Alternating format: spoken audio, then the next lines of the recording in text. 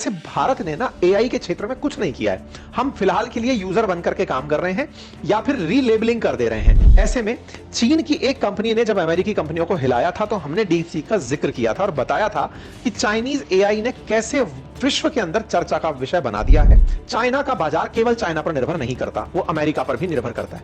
America वाले कल को इनके फंड पर, स्टॉक पर या इन्वेस्टमेंट पर या फिर ट्रेड डील पर कोई भी जैसे भी बार्गेनिंग करने निकल पड़ते हैं, बाजार पर असर दिखना शुरू होता है। आर्टिफिशियल इंटेलिजेंस किसी भी सेक्टर में जब आपको हेल्प कर रही होती है तो उसके पास ऑलरेडी बहुत सारा डेटा फीड करके दिया जाता है कि ये डेटा पकड़ो, इस डेटा को खा करके हमें बताओ कि इसमें से हमारे काम का क्या है। देखिए, जहां तक बात हो चीनी डेवलपमेंट की, चीनी मैन्युफैक्चरिंग की, चीनी इंफ्रास्ट्रक्चर की, चीन के द्वारा बनाई जा रही तमाम प्रोडक्ट्स की, तो यह बात सुनने में आती है कि इन लोगों ने बहुत तेजी से बहुत आगे मैन्युफैक्चरिंग सेक्टर में छलांग लगाई है। यही कारण है कि अमेरिका के बाद आकर ये खड़े हो गए हैं।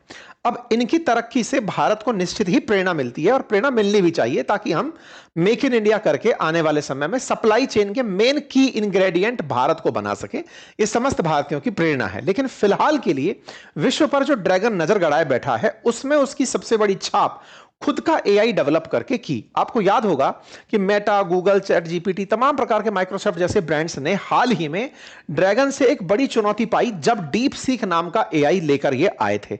जैसे ही डीप सीक आया था, अचानक पूरी तरह से बाजार अमेरिकी कंपनियों का नीचे चला गया था। एनवीडिया का स्टॉक 17% तक नीचे चला गया था।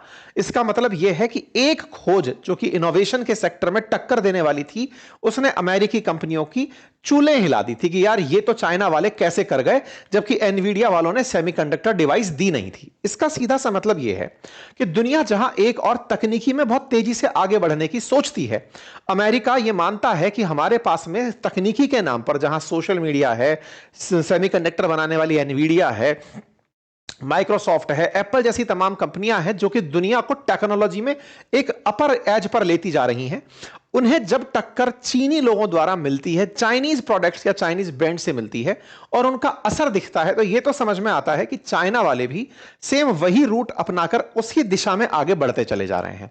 तो जहां एक और अमेरिकी बाजार चढ़ रहा है, उसी तर्ज पर अमेरिकी या दुनिया भर के निवेशक चाइनीज बाजार में निवेश के लिए ऑप्शंस तलाश रहे हैं और वो ये सोच रहे हैं कि ये आने वाले समय में अमेरिका वाले तो हाइप क्रिएट करके चलते हैं, चाइना वाले हाइप क्रिएट नहीं कर रहे हैं, लेकिन बाजार को बहुत तेजी से पकड़ते जा रहे हैं, अर्थात चीनी बाजार भी बढ़ रहा है। निवेशकों के नाम पर जब हम बात करते हैं कि आजकल ब्लैक रॉक जैसी कंपनी जब निवेशकों को यह कहती है कि आप निवेश के लिए पोर्टफोलियो के अंदर क्रिप्टो को भी जगह दे सकते हैं। अमेरिका के अंदर अब ब्लैक रॉक क्रिप्टो के लिए भी म्यूचुअल फंड लेकर आ गई है कि यहां पर आप निवेश कर लीजिए, ईटीएफ लेकर के आ गई है। बिल्कुल वैसे ही दुनिया भर के निवेशकों ने अब चाइना के अंदर भी अपना पोर्टफोलियो डाइवर्सिफिकेशन का तरीका तलाश लिया है, क्योंकि पोर्टफोलियो को डाइवर्सिफाई करना ही एक बड़े निवेशक की सबसे बड़ी खासियतों में होता है। वो सारा पैसा ना तो कभी स्टॉक्स में लगाता है, या फिर मैं ये कहूं ना इक्विटी में लगाता, ना 100% डेट खरीदता। वो अपने पोर्टफोलियो को डाइवर्सिफाई करता है। वो ट्राई करता है कि गोल्ड भी हो, यानी कमोडिटीज में भी उसका कंट्रोल हो, लैंड में भी हो, तो बैंक में भी थोड़ा कैश रखा हो, स्टॉक्स में भी हो, उसका पैसा सब जगह डिस्ट्रीब्यूटेड रहता है। और केवल अपने ही देश का नहीं, वो दूसरे देश में भी कहीं ना कहीं ईटीएफ्स के थ्रू इन्वेस्ट करके बैठा होता है, म्यूचुअल फंड्स के थ्रू अंदर इंट्रोल करके बैठा होता है। ऐसे में चीन की एक कंपनी ने जब अमेरिकी कंपनियों को हिलाया था तो हमने डीपसीक का जिक्र किया था और बताया था कि चाइनीज एआई ने कैसे विश्व के अंदर चर्चा का विषय बना दिया है। चाइना का एआई पावर लगातार बढ़ते बढ़ते तमाम सेक्टर्स में, चाहे हेल्थ सेक्टर है, फाइनेंस सेक्टर है, डिजिटल डेटा है। इंटरेस्टिंग पार्ट यह है कि अमेरिका वाले तो एआई को बेचना शुरू कर दिए हैं, चाइना वाले अपने एआई को अभी बेच नहीं रहे हैं, फ्री ऑफ कॉस्ट कंज्यूमर्स को अपने पास आने दे रहे हैं। जहां अमेरिका अपने द्वारा बनाए गए तमाम प्रकार के चैट बोट्स को या तमाम प्रकार के एआई फैसिलिटीज को सब्सक्रिप्शन बेस पर बेचकर पैसा कमाना शुरू कर चुका है, चाइना उन्हीं के प्रोडक्ट्स को वैसे की वैसे बना करके मार्केट में फ्री ऑफ कॉस्ट उतार करके उनकी रीच को घटाने का काम कर रहा है। अल्टीमेटली पैसा कमाने की जरूरत तो इसे भी पड़ेगी, और एआई कोई किया हुआ कोडिंग प्रोग्राम तो है नहीं कि केवल प्रोग्राम कर दिया और उसके लिए निवेश की जरूरत नहीं पड़ती। निवेश असल मायने में जो डेटा एआई को दिया जा रहा है, उस डेटा को सुरक्षित रखना सबसे बड़ी चुनौती है। मतलब डेटा जो कलेक्ट किया गया है वो एक जगह एक्यूमुलेट हो। आपके फोन में अगर आप तस्वीर खींचते हैं तो फोन की भी मेमोरी फुल हो जाती है। ऐसे ही एआई को जब आपको कोई जवाब देना होता है तो उसको भी अपने पास ऑलरेडी दिमाग में बहुत सारा ज्ञान रखना होता है। आर्टिफिशियल इंटेलिजेंस किसी भी सेक्टर में जब आपको हेल्प कर रही होती है तो उसके पास ऑलरेडी बहुत सारा डेटा फीड करके दिया जाता है कि ये डेटा पकड़ो, इस डेटा को खा करके हमें बताओ कि इसमें से हमारे काम का क्या है। आसान रूप से ऐसे समझो कि एक परचूनी की दुकान है, आपको जरूरत का सामान जरूरी है, आप दुकानदार से जाकर के पूछे कि भैया सुनिए आज घर में गाजर का हलवा बनाना है, जो भी जरूरी इंग्रेडिएंट्स हैं गाजर के अलावा वो आप हमें दे दीजिए। तो दुकान वाले ने 1000 सामान में से जो जरूरी सामान है, जो आपके लिए जरूरी है, फिर चाहे दूध है, चीनी, शक्कर, जो भी आपके लिए ड्राई फ्रूट्स हैं, वो निकाल करके आपको दे दिए। इतने सारे सामान में से दुकानदार ने आपके दिए प्रॉम्प्ट पर जो निकाल कर दिया, आसान भाषा में एआई वैसे ही कर रहा है। लेकिन समझने वाली बात यह है कि वो तभी दे पाया जब उसकी दुकान में माल बहुत सारा था, उसे आपको मना करने की जरूरत नहीं पड़ी। आप गाजर के हलवे की जगह उससे पनीर की सब्जी मांगने की बात कर रहे होते या कपड़े सिलवाने की बात कर रहे होते, जो डेटा उसके पास होता वो उसमें से निकाल कर दे देता। अब सोचिए विश्व का सारा डेटा आपको इकट्ठा करके एक जगह सेव तो करना पड़ेगा। जब सेव करोगे तो सेव करने के लिए आपको बड़ी मेमोरी यानी डेटा सेंटर्स की जरूरत पड़ेगी, और डेटा सेंटर्स को चलाए रखना पूरे टाइम की आप जब मांगो तब वो तुरंत निकाल कर दे दे, वो भी फ्री ऑफ कॉस्ट। इसके लिए बिजली की खपत बहुत होती है। जैसे क्रिप्टो को पैदा करने में, क्रिप्टो माइनिंग में बिजली की बहुत खपत होती है, ऐसे ही एआई की जो टेक्नोलॉजी है जिसमें डेटा सेंटर में डेटा को रखना और जब आप मांगो तब अच्छी डिवाइसेस और चिप्स के माध्यम से डेटा को प्रोसेस करके निकाल कर आपको पकड़ा देना कि ये लीजिए और आपकी काम चला लीजिए। जैसे आज हम तुरंत कोई भी उठा करके एआई का टूल उठाकर उसको प्रॉम्प्ट मारते हैं और हम समझते हैं कि ये तो हमारे आदेश की पालना में तुरंत चला गया, कहीं ना कहीं उसने ऑनलाइन रखा होगा। नहीं, आपका जैसे फेसबुक पे भी तमाम फोटोज जो अपलोड करते हैं वो भी कहीं जाकर डेटा सेंटर में डली हुई हैं, वो भी किसी कमरे में रखी हुई हैं फोटोज, किसी ड्राइव के अंदर सेव करके वहां से निकाल कर आपको दी जाती हैं, लेकिन आपसे कुछ लिया नहीं जाता। क्यों? क्योंकि वो ये मानते हैं कि आपका डेटा बेचने का तरीका उन्हें पता है। अब चाइना वाले क्या कर रहे हैं? चाइना वाले भी इस पूरे काम को फ्री ऑफ कॉस्ट अगर आपके लिए लाते भी हैं तो भी उन्हें पैसा तो कमाना होगा। फिलहाल चाइना उस पैसे को खुद से निवेश करता चल रहा है। चाइनीज कंपनीज बिना किसी को बताए निवेश पर लगी हुई हैं। हमारे चैनल पर आप लोग बहुत दिनों से हमारी खबरें सुन रहे हैं, उसके बावजूद भी आधे से ज्यादा लोग ऐसे हैं जिन्होंने चैनल सब्सक्राइब नहीं किया हुआ है। सब्सक्राइब कर लीजिए। मैं कुछ डेटा आपको दिखाऊंगा जिसमें आप पता चलाएंगे कि इन लोगों ने अपने यहां पर $70 बिलियन का केवल डेटा सेंटर पर निवेश का प्लान किया, वो भी केवल चाइना में नहीं, ओवरसीज में।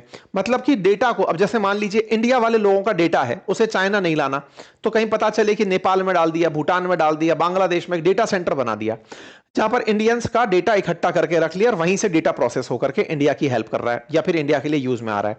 ये जो तरीका चाइना वाले अपना रहे हैं, इससे एक बात तो समझ में आती है कि ये लोग इन्वेस्ट बहुत कर रहे हैं।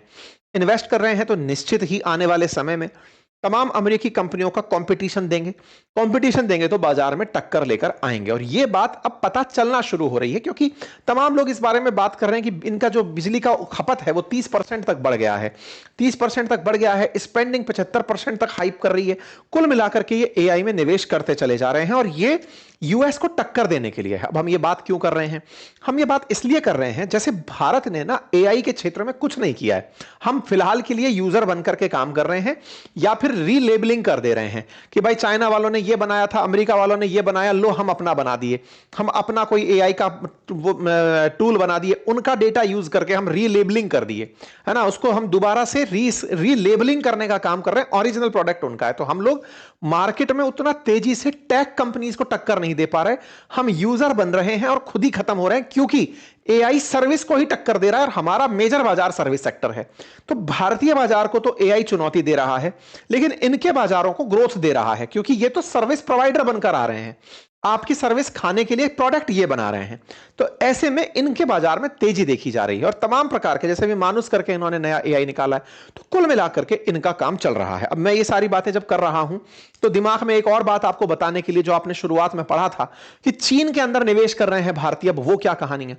तो अब यह है कि चीन की वो कंपनियां जो इन सारी कंपनियों में निवेश कर रही हैं, इसका मतलब भविष्य में वो ग्रो करना चाहती हैं। जैसे एनवीडिया है, साल 2023 में $1 ट्रिलियन का मार्केट कैप था, $5 ट्रिलियन का मार्केट कैप है, भारत की जीडीपी से ऊपर मार्केट कैप है।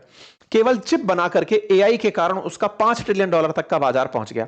तो किसी ने 2023 में उसका स्टॉक खरीदा हो तो 5 टाइम्स का स्टॉक हो गया, उसका 5 टाइम्स स्टॉक हुआ। इसका मतलब निवेश का सही रास्ता पकड़ा था। अब चीनी कंपनियों में भी निवेशक तलाश रहा है कि कैसे इसके अंदर जाया जाए। हाल ही में मैंने कुछ ऐसे स्टॉक्स देखे या कुछ ऐसे म्यूचुअल फंड्स देखे, स्टॉक्स नहीं, कुछ ऐसे म्यूचुअल फंड्स देखे जो चीन में इन्वेस्ट करने का रास्ता खोज रहा है। हम लोग डायरेक्टली वहां पर निवेश नहीं कर सकते, चाइना परमिट नहीं करता। तो कुछ ऐसे म्यूचुअल फंड हाउसेज निकल कर आए जिन्होंने एफओएफ में फंड ऑफ फंड का फंड लेकर के, जैसे एक स्टॉर्डनर करके एक फंड है, उसके अंदर एक्सिस बैंक वालों ने अपना फंड डाल दिया और वो जाकर के चाइना के ग्रेटर चाइना में, जिसमें हांगकांग, ताइवान और चाइना मेनलैंड शामिल है, उनकी टॉप कंपनीज के अंदर निवेश कर रहा है। तो ये तरीका अपना करके जो पोर्टफोलियो डाइवर्सिफाई करने वाले लोग हैं वो निवेश कर रहे हैं। जैसे मैं आपको एक उदाहरण दे रहा हूं, जैसे मेरे को एक फंड दिखा axis greater China equity fund of fund का। अब ये ग्रेटर चाइना इक्विटी फंड है, रिटर्न क्या दे रहा है एक साल में 39.13%। जब मैं इसकी डिटेल में गया तो मुझे पता चलता है कि ये फंड ऑफ फंड है।